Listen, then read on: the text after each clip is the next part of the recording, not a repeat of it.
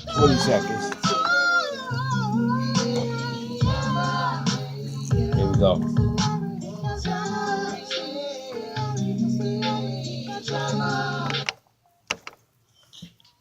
Yeah, I like that, folks. I like that. I like that. I'm Larry, the celebrity cab driver, your host, Taxi Talk WOLB 1010 AM, the home of the Larry Young Morning Show.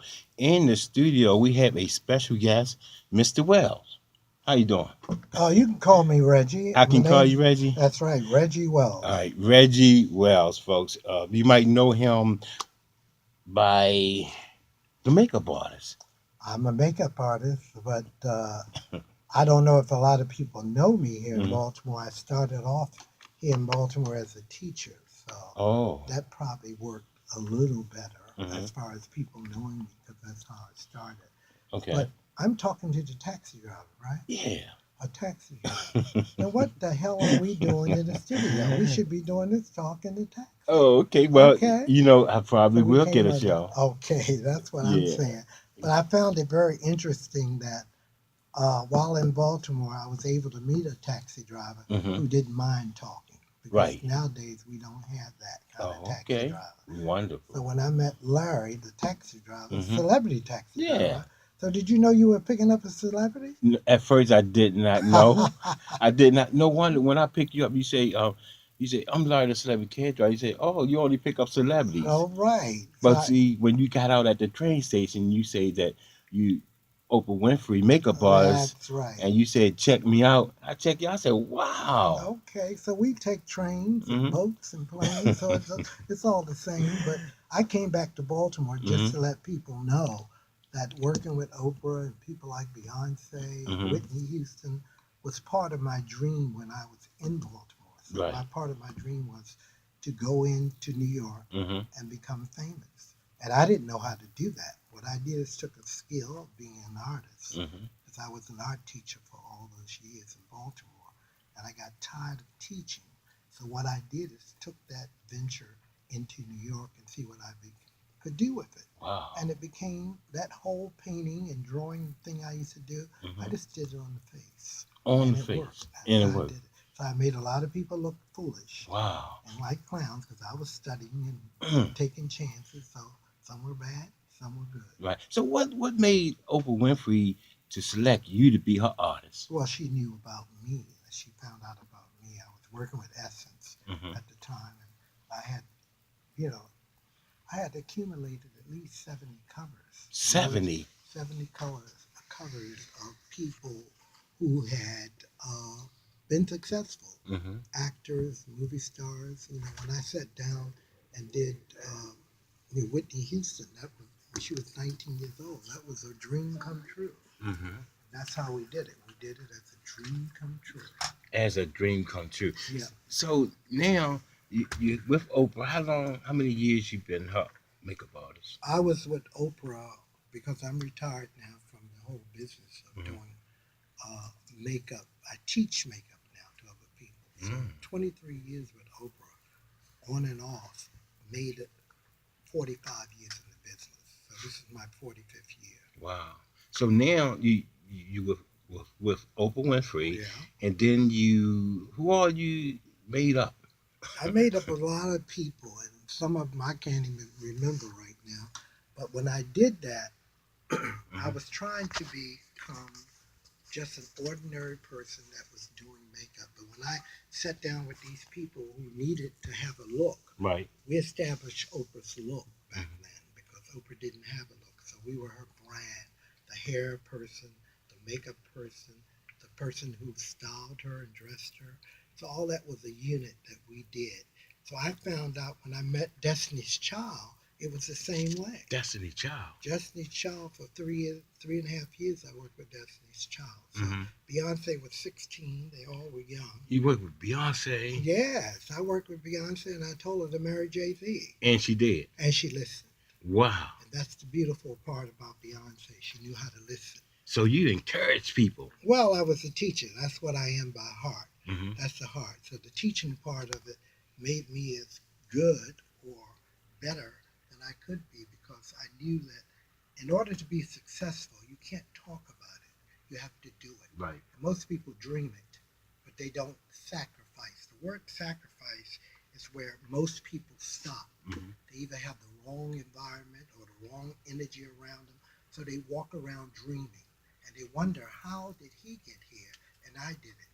Because you stop to take drugs, Right. you stop to take a drink. By the way, we're gonna open up the line just in case somebody might want to call. Okay, and you started smoking cigarettes. I stayed away from all of that. Okay. 410-481-1010 long distance 1-877-704-1010. We're gonna take calls, just in case someone wanna know who is Reggie Wells. I mean, is he the one from Baltimore? What made you come back to Baltimore? My father turned 96 years old, so I left in 1970. So I've been gone a long time. Mm-hmm. So I didn't have conversations with my father enough. So at 96, he's living for a reason. Amen. So I'm thinking I need to come back and talk. Right. So that's what I did. And while here in Baltimore, I've been working with people who are 65 and over. Mm-hmm. I'm making them up now. Wow. I'm turning them into stars. People who are, I call it forgotten women. People that we leave in nursing homes and hospitals. Wow. Let's go right to the call. Let's take Charles. He live on Taxi Talk. How you doing, Charles? Yes, how you doing? All right. Yeah, how you doing, D? Hi, Charles. How you doing? All right, all right. Well, I was loving what you were saying. Mm-hmm. Keeping it with the spirit, I was wondering if you could explain to the Baltimore audience the difference between goals and dreams. A lot of people have goals. I mean, excuse me, a lot of people have dreams, but they don't understand long-term and short-term goals. I mean, just a show ago, I asked a young lady that had a comparable position for over 10 years, what was her long-term goal, and she said she didn't have one. Well, my point is, you got too many goals, you're going to get stabbed in the back. Most people have too many goals, and they get all confused. I expect that out of a high school student or a junior high school student. You don't never know what your goals are, but the dream is so powerful and spiritual that if you dream it and see it and speak it, it will happen. Now, I'm not trying to be ooh, but I'm telling you right now, if you make it spiritual instead of making all these goals, because I could tell you write a list of goals. That's like a shopping list: 2 eggs, 1 loaf of bread. That doesn't work. What you have to do is go where it is. I got on my bus and I went to New York. I mean, but that's a goal. That's a goal. That's a goal, but it's a dream in order for you to get there. But I don't write them all down. I don't have goals. A goal and a dream. You don't have to write them down. No. But it's building your short-term goals that lead up to your long-term goals. Well, you know what? You have daily and hourly successes that will lead to weekly and monthly successes. Okay. Well, you're talking on a different kind of level than I can ever speak on, because the goals to me mean nothing. It's the dreams that mean. There you go. I hate to say it that way, but I didn't make it on a goal. I made it on a dream. Right on. So Reggie Wells, tell us, what you want to end this, because it's gotta be part 2, because we didn't even get a chance to know what school you went to, what you done, why you left, and all that. That's Baltimore for you. You never get enough time to do anything. That's why I got out of here. Okay? So why did you get out of here? I had to get out of here because y'all had too many goals, Charles, and there are too many things that you have to do. These short-term, long-term, y'all get all involved with these things that don't matter. You dream it, you speak it, you walk it. And that's what I'm trying to tell you. And I tell it to makeup artists. I told it to Oprah Winfrey. I told it to Beyonce. I told it to Whitney Houston, Natalie Cole, everybody. I've been in everybody's face, and I've been able to make everybody beautiful because God gave me a talent. Here's what I hate about jail. I speak in jail and volunteer in the Rocket Islands, Charles. Okay. And when I did it, I told them they had no business being here. But what they didn't do is pay attention to the sign of talent. And that's what we do. We always miss it. We don't know that we have these gifts that's given to us. So when you go to jail, everybody's drawing and writing and everything. And I'm saying, well, why you all are 3-time losers? Here you're doing beautiful, and here, do it on the outside. and stop wasting time. If God gave me a gift to draw, I was drawing in fifth grade and sixth grade. Then He gave me a gift I could sing, and I did that. Then He gave me a gift for dancing, I did that. And I said, well, I'm bored. So I exposed myself and opened every door. I was in every movie, every play, every station, every Boston Pops, every New York assembly I could do. Take my butt to New York every time I had to go to school, and every vacation I was in New York.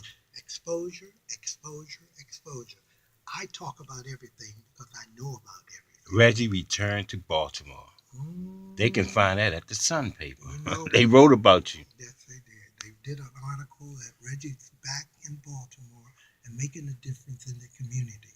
I didn't set a goal for it. I didn't set a goal for it. Right. So what I did is knocked on the door and came in, and I said, I want women in here 65 and over. So I did the 65, and then I ran to another room and did a 90-year-old. And they cried, and they tasted lipstick for a long time. They hadn't tasted. Now where can they find you in the magazine? Because you made it top one, number one, right? What? You made the number one. You was the number one makeup artist. Well, I won an Emmy. Yeah. And I was Emmy the award. first black man to win an Emmy on daytime television for a talk show host, which was Oprah Winfrey. So, I mean, I don't look at myself as anybody else different. I look at myself that goes out there and I see people all the time make excuses for why they aren't successful, and I don't understand it. Okay, Mr. Reggie Wells. Now, will you return back to Taxi Talk next week, or? Well, this is a long ride, but it's not long enough. So this taxi ride has to get longer, and I think I have a lot to talk about because I don't think people understand what this is and how to do it. And I'm so unhappy when I come back to Baltimore and see what I see. And what is that? It's a lot of depression. It's a lot of shooting, a lot of rundown housing, and I want to know what happened. Did I have a notion to leave before all this started? So that's going to be part two of Reggie Wells. What Reggie is doing to change Baltimore next time on Taxi Drive. There you go. Now, how can someone reach you, Reggie Wells? I don't want you to reach me. You don't? I want you to keep watching me and see what I'm doing and follow me and learn how to follow me to do what I do. There you go, folks. That's Reggie Wells. He is or was or still going makeup artist. Oprah Winfrey, Beyonce. What about Houston? Mike Tyson? Michael Jackson. Michael Jackson? What about Mike Tyson? Oh, you know what, Larry? You look like Mike Tyson. You're going to do a makeup artist on my face? All you got to do is put on a tattoo. Right. Lord have mercy. Mike, I found there you go. Next you. All right. Well, folks, there you go.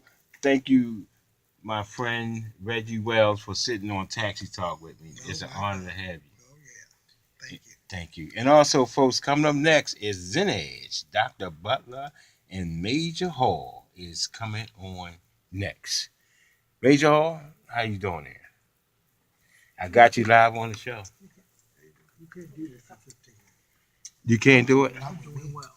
You can't do I know. What happened, Reggie Wells?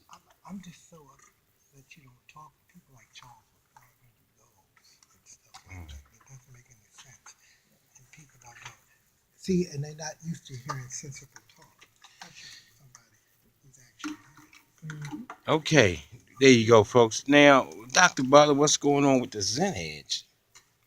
Well, Larry, lots going on. We're going to let Major Hall tell everybody about the upcoming game. And first of